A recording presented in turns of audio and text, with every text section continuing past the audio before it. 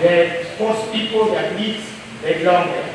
And the lower level, the human decision-making brain, the planners, the accountants, strategic thinkers, the people who must go from A to B. You can't reach F quickly. Center is tech, they belong there. All careers are only in those 4 areas, the rest are called specialism. And we get them by a process called validation and psychology. So all I need to know about a human, if something happens to a toe, and the toe initiates a signal, which is always the quickest path, and to which part of the brain? If I see quickly, it goes to the left upper side of the brain, then I know, I'm dealing with a scientist. If it goes quick to the right upper side, I'm dealing with an artist. And likewise for the rest. And that communication path is only established at about 3 and 4 of a child. That's why children can't talk. That's why children can't walk. Because communication path between the body and the brain is not yet established until about that age. And that's why we say, you give me a child of a 4, 5, and 6, and then I will now, you can see how it is easy for me to predict a career 20, 30 years in advance. And so that's new technology. Before you leave, I was seconded to the Douglas Odhiambo Commission, the professor, in the year 2011 in the Republic of Kenya. And we were at a place called KIE. During that process, we were interested in improving the quality matrices, the learning systems in Kenya. And we discovered what is lacking. The government puts money. Universities, colleges train these young people.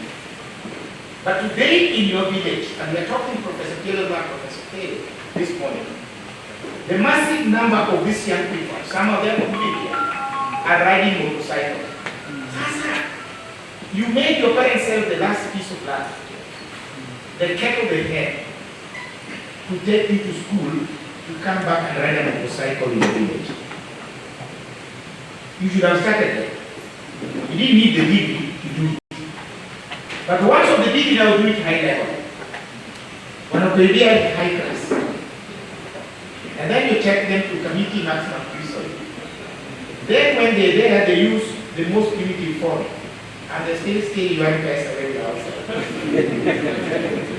Now that's the one we're living today. So in my small manner, and working by international community, I am a proponent of learning based on diagnosis, just like doctors do. You cannot give an injection, you can't give medication to a patient until you're diagnosing the sickness. True or false? Otherwise, you'll be giving any medicine to anyone. What kind of hospital will that be? And that's exactly what we have in our learning system.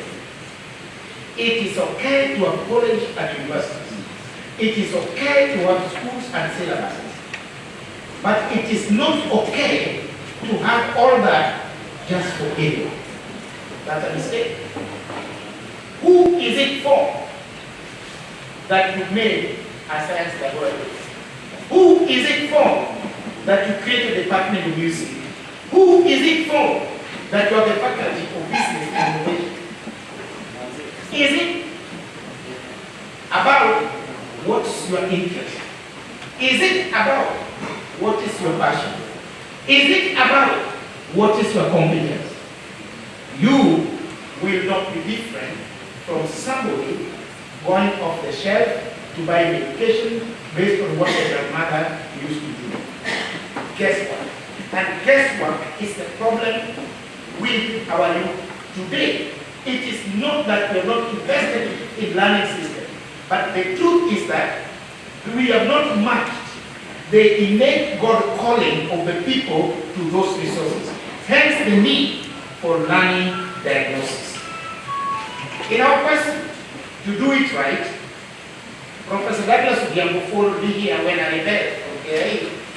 When they decided that they are taking the shortcut, we finally came to what is called now the CDC. And after the CDC is not working. You can't tell me in the Republic of Kenya that there's a curriculum called competence-based. So children run okay by competence. But the big question is, how do you know the competence of a 4 or 5-year-old child? Which tool or method is the Minister of Education using? I can tell you they are none because I've talked to them. And if they don't have, it means they're guessing. And if they're guessing, then you know the results of guessing. One of them, the teachers tell the parents and children to bring chicken and eggs. There is no wonder they will do that because they don't know. So the bus left without the engine. The late Professor Dr. Diambo, we have a tree there, 2 trees there that you can never cut in this compound. One, we used to take Ujuri, the big one there, it's labeled, and that's where we are drafting. The professor came to talk to me when I left to draft, still in this building, to draft what finally not this impulsivity, but something else, which was borrowed from. And then he planted the other tree there next to a building, the music laboratory, and told me that to cut it, so whatever building is there, we don't cut that. That's the history of what became the CBC today, and this is Kenya.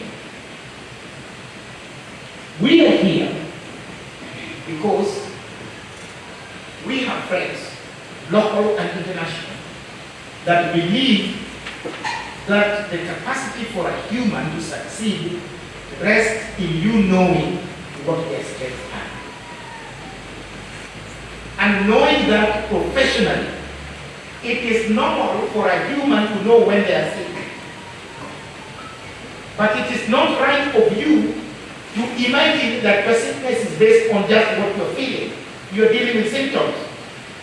So it is wrong of you to imagine that you have malaria and constantly taking medication for malaria while the symptoms are the same for pneumonia and you finally go to the ward. It's wrong. Why don't you take a professional step and be diagnosed? Then we confirm, it looks like malaria, but who knows?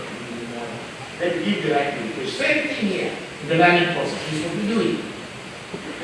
We want to know at age 4, 5, 6 of your child, who is this child? What are the strengths, and therefore what are this child are? So that when you sell your kettle, when you sell your land, when you use your saving in the bank, take the child overseas, because when you lose, you have your results. There is no need to invest in what you don't know and get wrong results, just like the Republic of Kenya has invested in bursaries, scholarships, and then you sit back as a president, as a cabinet, as a parliament, and say, we have a youth problem. Hang on. And then they imagine, the youth are very clear. You know, we make things very casual. The youth are very creative. They are just lacking resources. Then, my friend, give youth the resources called money, then eat near that building and come back. And tell them, put yourself in group, they will make very fast in seconds, groups to get the money. You have not matched your finance with what that person is naturally is. These efforts the government is making today, we give youth fund, this have been done elsewhere. They never work. It will not work. It's not about money. It's about human diagnosis and matching with the resources. Something so simple like that, nobody can do in this republic, not in this country. And that's the reason. I have been working for a long time at international level. And I said to myself, I need to bring what is international back home. And this is one of those efforts. It came a long way when I had that education. I had my own misgivings and tribulations, including this building which totally collapsed. I came back to the US and found it completely done. And I've been just rebuilding again because people don't understand. My mission is to make sure we don't sing the song of 60 years ago, Kenya, Singapore, Japan were at the same economic level. But now, they are, I don't know, 200 times ahead of us. What happened? What sense are you making? Then we say, is the richest continent. It has all the resources. Then you are sleeping on the resources. I mean, what are you doing? The solution is simple. Human are human. There is no difference between Muzungu, Muhindi, Mchina, and Mwafrika. Mtoto ni mtoto. But what we do cannot make us catch up with them. Because first, we have a stagnant problem. We sit in our comfort. Hata kitu ni mbaya, hutaki kutoka hapo. Let me tell you something simple. Who does not know in this room that taking the child to get a degree does not mean your child is successful? Everyone knows that. True or false? It's a truth. How many master degree holders are earning their certificate? Publicly. How many master degree holders are applying placards near Kencom, in Nairobi, give me a job please? Ama ni mimi pekee na anataka hizo. Is that what you plan with your child? No, you know that. But how many others are planning to take their career to the same place? So, are you normal? Something is wrong with you. You know you need to work for your neighbor's child. It has not worked for other people's children for 20 years, but you are still busy selling your land and cattle, taking your children back there the same way. It is you from at the start. You are just stuck, and sisi Waafrika tumekwama. Ukimwambia kitu inaonekana, anaona wewe ndio mbaya. Sasa hiyo ni aje? Sasa tutalipa fees. Na mjenge anafanya kazi sana ngapi? Uongo yake imekwama tu. Ile mzungu analeta tu ndio amekwama nayo. Haoni kingine na mzungu afanye. Huyu mzungu anafanya hiyo kitu tunafanya hapa ya masomo. Nani anasoma huko nje hivyo? Mzungu gani mtoto yake anaweza kusoma wewe ngo akae kwa darasa wa 50 watu wa 50. Mzungu anatupa mtoto. Akipata ni mzuri kwa football, hema yake amejenga kwa hiyo football. Hata kitu kile hiyo football. I was impressed last year, October. A mother walked to my office with a son. Mama anataka mtoto aende A-level, vijana marasta yake hivi. Mimi nakapakuta. Anakwama. And after that, I had only one thing to tell them. One thing. Kijana ndiye aligundua kwa YouTube kazi tunafanya mambo ya nyumba na kubadilika. So nimekaza mama amekuja amechoka. Ndio mama hata mimi sijui. Wacha tupime. Wapima mtoto. The first thing that came out, even I was shocked, the green pattern on the lower right side of the brain, high minor dexterity rubrics, which when I ciphered, I found that in rugby, not football. But then football and rugby are very close native values. So I submitted to the international audience. I was not aware because I was traveling. I only found several emails, including that of KTN News wanting to interview when I was coming. So if you check our YouTube channel, Antonio Wenge and the mother, that's the story. Today, the young man had a fight with Arsenal, Manchester City. I wanted him to go to Manchester United because I'm a new guy. The young man disappointed me when he went to Manchester City. He was doing he's there now. Manchester City. Go check. You don't pay here. Still he. He's in the family.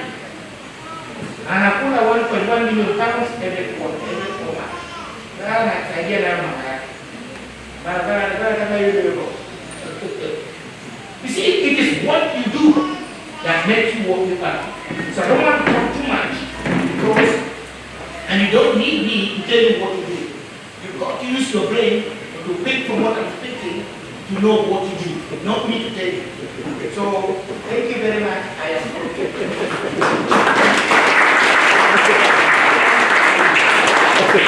And with that, I want to follow this quickly because I'm managing time here and we have to manage.